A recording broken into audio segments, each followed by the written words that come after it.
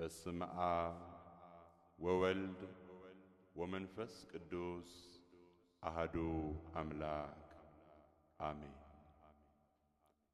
ሃሌሉያ። እግዚአብሔርን በመቅደሱ አመስግኑት። ሰላም አምላክ ያብዛሕልኩም ናይ ቻናል ዘይ ተኸታተልቲ ቤተሰብ ከመይኒኹም ከመይቀኒኹም ኣነ እግዚአብሔር ይመስገን ድሓኒ ከምታኒ ሰላም ዘለኹም ሰላም ንኽትኮንለይ በዓልቲ ሙሉእ ተስፋይን ትምኒተይን እዚ ቻናል ዘይ ሓድሽቲ ዝኾንኩም ሰብስክራይብ በመግባር ቤተሰብ ኮኑ እና ኮራት ኣሕዋተይ ሎማዓንቲ ኸዓኒ መንፈሳዊ ስነ ጽሑፍ ሒዘልኩም መፅለኹ እስካብ መጨረሻ ሓቢርኩም ንጽንሑ ላይክ ሼር ሰብስክራይብ ከዓኒ ኣይትረስዑ ናፍታ ጽሑፍ ከብለኩም እያ ሓቢርኩም ንጽንሑ። በስመ አብ ወወልድ ወመንፈስ ቅዱስ ወአሐዱ አምላክ አሜን። መንፈሳዊ ስነ ጽሑፍ ነቲ ጊዜ ፍለጥዎ እሞ ከም ለባማት ንበሩ። ኤፌሶን ምዕራፍ 5 ካብ ፍቕዲ 15 ክሳብ ፍቕዲ 16። ሳሌምን ኤርምያስን ዝበሃሉ ክልተ መሓዙት ኣብ ሓደ ኣቦ እንዳኸዱ መንፈሳውነት ይነጥፉ ነበሩ። እቶም ኣቦ ድማ ትምህርቲ ምስ ወድኡ ድሕሪ ትምህርቲ ድማ ንመንፈሳውነቶም ዝጻባእ ነገር ከየጋጥሞም ይምዕድዎም ነበሩ። ሓንቲ ካብተን ዝምዕድዎም ዝነበሩ ድማ እዚኣ እያ። አንቶም ደቀይ ዲያብሎስ ክፍትነና ከሎ ንትሕቲኤና ዘሎ ዘይኮነስ ንልዕሊኤና ዘሎ እዩ ዘርእየና። ኣብቲ ብዙሕ ብውሕዱ ኣብ ኩልና ዝረአ ነገር እንተሃልዩ ነቲ ዘለና ጸጋ ረሲዕና ናይ ካልእ ሰብ እንዳ ጠመትና በኣነስ ምስመን እየ ክጽብጸብ ብጣዕሚ ሕማቕ ሰብ እየ ንብል። ስለዚ ኢና ኸዓ ደቂ ሰባት ንመንገዲ ዓወት ኣማዕዲና እንዳረአናያ ዘይንጭብጣ እንዳብሉ ምኽሮም ለገስሎም። ሳሌም ድማ ኣስዕብ ኣቢላ እሞ ልዕሌና ዘለዉ እንተዘይ ጠሚትና ደኣ ከመይ ጌርና ኣብ መንፈሳውነትና ክንምዕብል ክትብል ተወከሰቶም። እቶም ኣቦ ድማ ጽቡቕ ኣለኺ ሳሌም ጓለይ እስከ ክሓተኩም ንኽልቲኤኹም ብኣኺ ክጅምር እስኪ ኣብዚ መንፈሳውነት ምህላውኪ ትሕጐሲ ዶ ግደፍዮ እሞ እቲ መዝሙር ስነ ጽሑፍ ተቕርብዮ እግዚአብሔር ኣምላኽ ሓርዩ ኣብዚ ናይ ህይወት ቦታ ኣምጺኡ ቃሉ ስለ ዝመገበኪ ጥራይ ኣመስጊንኪ ትፈልጥዶ? ስለ እተን ብኣምልኾ ንዋይ ተታሊለን ንገንዘብ ክብላ ጉልባበን ቀሊዐን ዝሓድራ ከምኡ ድማ ይብላዕ ኣሎ ኢሎምን ምስ ዝተፈላለዩ ኣወዳት ሓዲረን ሕማም ዓዲገን ዝመጻ ኣሕዋትክኸ ኣስተንቲንኪ ትፈልጥዶ? ከምኡውን ኤርምያስ ወደይ ስለቶም በዛ ጊዜያዊት ዓለም ተታሊሎም ጸጉሮም ዘይተደለየ ሕብሪ ለኽዮም ኣደዳ ሓሽሽን ኣርኮላዊ መስተ እንዳሰተዩ ኣይን ነፍሶም ኣይን ስድሮኦም ዝኾኑ ኣሕዋትካኸ ሓሲብካዶ ትፈልጥ? ዞም ደቀይ ስለዚ እየ ከኣ ዲያብሎስ ንትሕቲኤኻ ዘሎ ዘይኮነ ንልዕሊኤኻ ዘሎ እዩ ዘርእየካ እሞ ንጠንቀቕ ክብል ዝጸናሕኹ።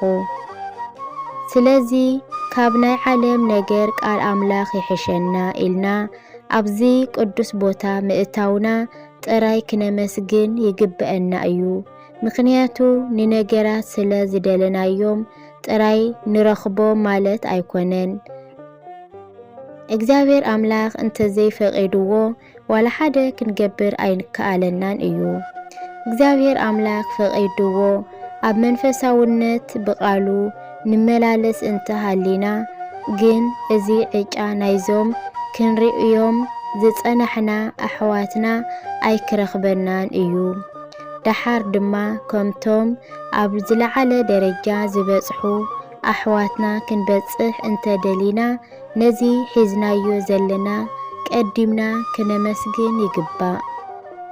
ምክንያቱ ዲያብሎስ በቲ ዘለና ጸጋ መንፈሳውነት ታዕቢና أبزلعلى درجة نخين بتصح صقا كم زي بالنا غيرو نفسه متحات فطيرو إيو كاب منفساونتنا ززنا بلنا اندابلو نسالمين نإرمياسن كاب لبوم معادوهم إرمياس كا أبوي قال هيوت يسمعلنا جن كم فؤاد أملاك أب إبراويان معرف 13 فقد شوعته كم زيب لنا أيو نتوم قداموت مرحتكم ذكروهم نورتهم اندات تقومكم دما أسرهم صعبو يبلنا زيخة كم أيو كبل حتى أقرب اللهم بتم أبو دما قال هيوت يسمعلنا إرمياس ودي حادثب قدامي كفلي كي ودأ نابكالي أي حلفن إيو منفساونت كا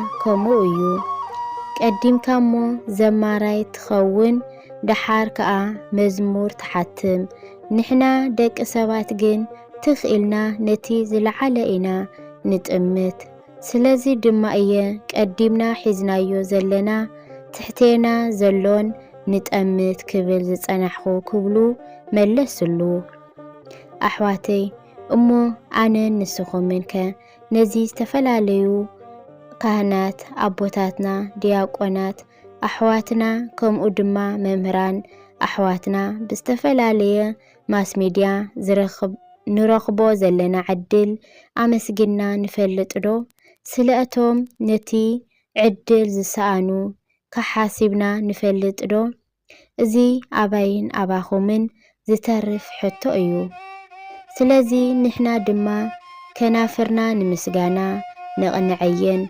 مخنياتو معالتي مسأ مسجانا زعززتنان كنجبرلا كنوعل كلنا كم أدما نتهياو نفسنا أمت نجبرلا سلازي وجناتي سنكنا مسجانا يخون كم أدما بزوها بنا تمرتي مستوعالتي كنكون محرت ناي اكزيابير أملاغنا أمالادنت ناي دينا قدست دينجل ماريام ترادانت ناي قدسان ملاختي سماتات صادقانات هواريات بحافشة كلهم قدسان سدراويت مسكلنا يخون آمين وسبات لإكزيابير لقول ولولادتو دينجل ولمسكالو كبر يخون آمين إشمار كورات حواتي نلوم عنكي زياز مساخو منفساوي سنة صحوف كاو زنبركوا كاو استمهار كلا إيامو كم تمهارلا تسفاي كبر مغنياتو زلنا كل نكر تحتينا زلو عوانا زلنا كنو مسكنا لنا عين وركن تالينا عين ورك زلنا كنا مسكنا لنا بزلنا تقاسي تمسكن كنويل كم زلنا أيو تمهير لنا እግዚአብሔር ስም ተመስገን ይሁን ነዚህ ቃል እዚ አንቢውና ንኽንረዳ ንኽንመሃር ዝገበረና እውን ኩሉ ብፍቃድ እግዚአብሔር ይና ኮራት ሕዋቴ እንደዚህ ቻናል እዚ ሓደሽቲ ዝኾንኩም ሳብስክራይብ ብምግባር ላይክ ሸር እንዳገበርኩም አባራታትዑኒ ኣብ ቀጻሊ ካሊእ ሕስተስ ካብ ዝመፀኩም ሓበርኩም ምስለ ዝጸናሕኹ ብጣዕሚ እየ ካብ ልቢ ዘመስግን እና ድሓን ቀኒየለይ